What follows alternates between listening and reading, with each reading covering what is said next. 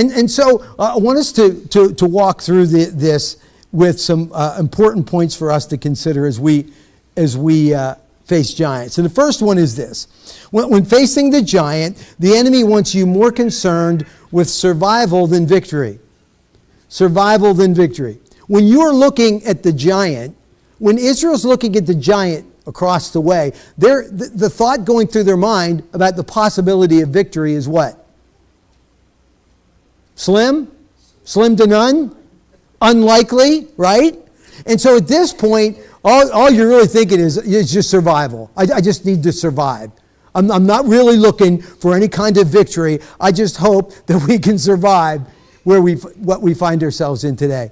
Now, when we find ourselves in a really awful situation in our life where we're facing some kind of giant, we fall into that same pattern. I just want to get by. I just want to survive. And so any possibility of being victorious, any possibility of accomplishing something in my awful circumstance goes out the window because I just want to survive in this time. Have you been there? Just survive. That's all I want. That's all I need. And that's where Israel finds themselves. And we can easily fall into that when we find ourselves standing against some giant. And so we really aren't prepared to battle, because I'm not concerned so much about winning because I don't think it's possible. So I just want to survive in this time. And so what the enemy wants them to convince Israel of, and wants to convince you of, is that the giant is just too big for you to defeat. The giant is just too big for you to defeat. And so whether it's your health, finances, whatever it is, the giant and the enemy wants to convince you that what you're facing can't be defeated. And so if you find yourselves just in a really deep hole financially, what the enemy wants to convince you is that you will never be victorious. You're never going to get out of that mess. That's the way it's going to be. If you're in a relationship that's really hard and painful, the enemy wants to convince you this can't be fixed. You will not be successful in this. The enemy is casting the giant as just too big to possibly be defeated. Louis Giglio wrote a book, and on the whole story, the whole book's on the David and Goliath, and I just lost the name of the book. If anybody can recall that and shout it out, appreciate it. When Giants Fall, or something along those lines. But he said this. He said, whatever giant we're battling might be big, but it is not bigger than Jesus. We need to always take that perspective. That the giant that you might be facing today might seem extraordinarily large. And there's no way that you could possibly defeat that giant. That might be the way you're thinking. But in truth, Jesus is bigger than any giant that you face. Christ is always superior to whatever else it is that you're facing. And so we get this description of the giant that is this impregnable armor, the size, everything about him just screams there's no way you can win that. There's no way you can defeat that which you stand against. And so we're cast even today in that same way. And the enemy wants to convince you not only that the giant's too big, but that the giant can't be defeated. There's no way you can defeat that. There's no way you can win that. That leads us to what? That leads us to survival mode or surrender mode. I can't possibly win because that giant has armor that I couldn't carry, and he's wearing it in battle against us. That's beyond what I could ever possibly hope to overcome. And that's where the enemy wants to put us. He wants to convince you that whatever it is you face, that there's no way you can defeat it. There's no way you can win in that situation that you find yourself. And Israel had succumbed to that. In Isaiah chapter 54, Verse 17, it says, no weapon that is fashioned against you shall succeed, and you shall refute every tongue that rises against you in judgment. This is the heritage of the servants of the Lord, and their vindication from me, declares the Lord. So no weapon fashioned against you will succeed. That's the promise. What does that mean? That means that the giant can always potentially be defeated. Whatever it is that you're looking at, whatever it is that you're facing, that it can be defeated. Why? Because God said there is not a weapon that is made that can succeed against you when you are working in service to the Lord, is what he says. And so we can truly see that victory is possible. There's a possibility now, from what God tells me, there's a possibility that I could be successful in the battle that I have with the giant that I face today. The enemy also wants to convince you that you lack the weapons to battle against the enemy. So we get this description of the weapons of the enemy, of the giant. The spear, the shield, all the weapons that he has is just overwhelming, overpowering. And we're even going to see that David's choice of weapons, we wouldn't think would even possibly be successful.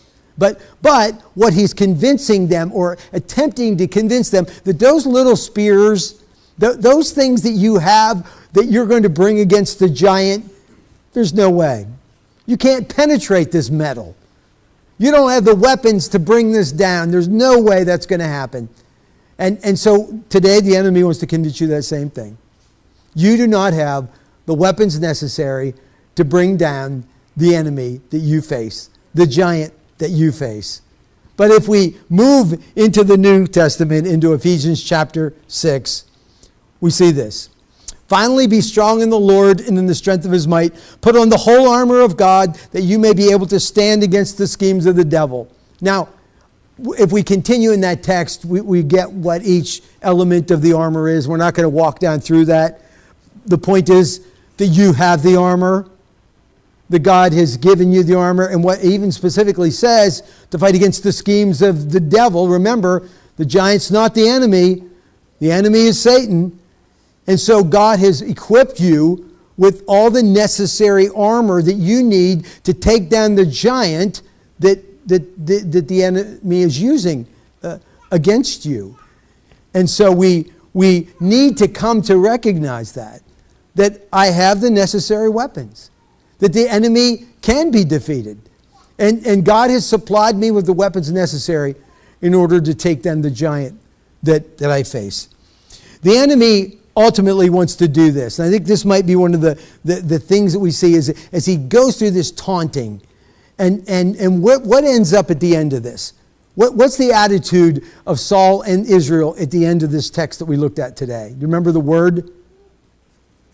Dismayed. They were dismayed. They were demoralized. They were really ready to give up. The enemy wants to demoralize you in facing the giant. That is one of the greatest tactics for when we become dismayed, when we become demoralized, then it's not possible.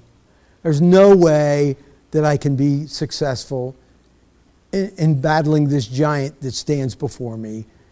That attitude then just causes us to give up, to not even think it possible. And so we end up giving up before we ever even put up any kind of fight. And so the giant stands there in Goliath, and he starts demanding the terms of the battle. He starts saying, here's what we're going to do. I'm going to come out, and you're going to send a guy against me. And we're going to battle, and winner the loser serves the winner forever. He's determined the terms of the battle. In the same way, the enemy wants you to fight on his terms. Wants you to comply with his terms for the battle. And if he's successful, if Goliath, or I should say the enemy, if the enemy is successful in getting Israel to fight Goliath on his terms, they're going to be unsuccessful. Now, granted, David's going to step in and throw all of that on its head. But at this point in history, if one of those guys on Israel's side thinks, you know what, let's do it. Let's go forward. Wouldn't we guess that it probably wouldn't have ended very well? He wouldn't have been successful? And yet the enemy so often pulls us into these fights where we're fighting according to his terms. This is the terms that he's determined that you're going to battle on. And you know what that leads to? That leads to, okay, I'm going to go through this relationship problem I have. We're going to do this on the terms determined by the enemy. And what does that look like? Well, that usually ends up in a real pile of rubble. Burned down building, structure, whatever. And so when we fight on the terms of the enemy, we will always end up unsuccessful. In fact, end up in a worse place than we ever began. And they're not going to do that. But we want to look at what the terms are that he specifically wants them to fight on. And the first one is this, and it is that the enemy wants you to fight the giant in your own strength. The giant is calling for them to come out with their weapons, in their strength, in their might, to take him on. We're going to have this battle. It's me on you. And it's going to be your best guy, the strongest guy you have, against the strongest guy we have. That's the terms. That's where we're going to fight this battle. And that's going to be disastrous in the story of David and Goliath, but it's going to be disastrous in the story of your life. When you think, okay, I can suck it up, I can pull this together by myself, I can fix this relationship, I can get my finances in order, I can, even these health issues, you know what, I just take better care of myself. Whatever we deem as the means of personally, in our own personal strength, taking that on is going to lead to defeat. Why? Because we have available to us the strength of God. We don't have to fight the battle in our own strength, and we'll ultimately fail when we try to fight the battle in our own strength. If we go back to that verse that we read just a little bit ago, Ephesians chapter 6, he begins at verse 10 with this, finally be strong in the Lord in the strength of his might. He goes on to say, put on the whole armor of God, but he begins with the source of our strength, the source of how we fight the battle. And it is in the Lord. It's in the strength of the Lord. And so I'm not going to go and fight this in my own strength, my own abilities. I'm going to take on the enemy. I'm going to take on the giant with this understanding that I'm fighting with the power of God on my side. Now, if we jump ahead, and I think we can do that. Your spoiler alert, if there's anybody that doesn't know how the David and Goliath story ends and you don't want to hear it, just kind of plug your ears up for a couple minutes. But when David defeats the Goliath, the giant, when he defeats him, what does he say? He's coming in the Lord. He's coming in the power of God. And that is going to be the source of his strength that leads him to victory. The source of your strength in defeating the giant that you face today, whatever it might be, is in the power of God. Doesn't mean you bear no responsibility, that you don't need to maybe put your shoulder into it and work at it, but ultimately the victory comes in the strength that God gives to you. And so then this, and I think this is really maybe one of the things that we've overlooked in this story over the years, and it is the idea that what the giant wants is one-on-one. He wants to fight one guy. He wants to take on whoever it is, whoever they choose from their ranks to come out and, well, just you and me, winner take all. And that is classic attack mode for the enemy. To convince you that you need to fight this by yourself. That you got yourself into this mess and you got to get yourself out of this mess. And so the battle now, it is, you come out on your own, you handle this by yourself, you take care of this. And we know that eventually it's going to be man on man. It's going to be David against Goliath. But before we get to that point, we got to work through this point where he's trying to challenge Israel to that. And if Israel attempts to fight according to the terms of the giant, they're going to lose. They're going to drop. In fact, the sad part about it is they only get one shot. They get one shot. You give me your best guy. And how that ends, well, you're either serving us or we're serving you. And I think they were pretty confident how that was going to turn out. And so that same thing is true for us, is that when we face a giant, the enemy wants to convince you that you are in this by yourself, that you can fight this by yourself, that you don't need anybody else. Maybe even convince you that if you share with somebody else the giant that you face, that you'll be ridiculed. You'll be mocked. You'll be thrown out of church. Your significant other won't appreciate you very much. The idea is then that if I can battle this on my own, that's what the enemy wants. That's what he's attempting to do with Israel. Pull that one guy out by himself, because one guy pulled out by himself is going to fall a lot easier than if they all come rushing in at once.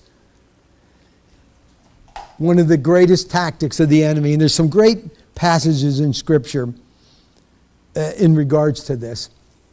In Ecclesiastes chapter 4, and I've actually preached this at weddings before, and it is a great wedding text, but it's so appropriate in so many other places.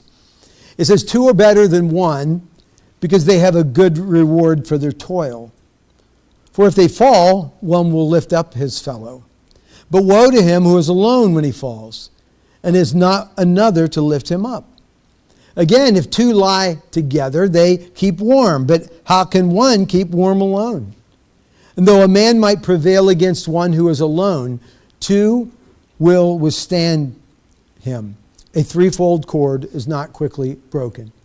So this description of the power of plurality, the fact that there's more than one of us, adds incredible strength. It's the idea of synergy. That one person, 2 people working independently of one another can accomplish so much, but 2 people working together actually accomplish more than the sum of 2 people working independently of one another. And so this need for other people in our life, and an interesting line there at the end that people have talked about over the ages, but it talks about 2 are better than 1, 2, 2, 2, 2, 2. And then what does it say at the end? A 3-brand or strand cord is not easily broken. It's like, wait a second, where did 3 come from? We were talking about 2. I think the significance of that is the strength of the Lord. It's the fact that God is a part of that. And as Christians, 2 of us together always equals 3 of us together, because God is always a part of that strand. And so this description of how important it is for us to have other people in our life, people that we can depend on, rely on, not be drawn out by the enemy into this area of independence where we're doomed to fail, but being in a place where we can truly have the support of others. In Hebrews chapter 10, verses 23 through 25, it says, "Let us hold fast the confession of our hope without wavering, for he who promised is faithful. And let us consider how to stir up one another to love and good works." Just stop there a second. He says, let us consider how we can stir one another up to love and good works. So he presents us with maybe a question we might ask, well, how do we do that? He said, let's not forget that. And he says this. He says, not neglecting to meet together, as is the habit of some, but encouraging one another, and all the more as you see the day drawing near.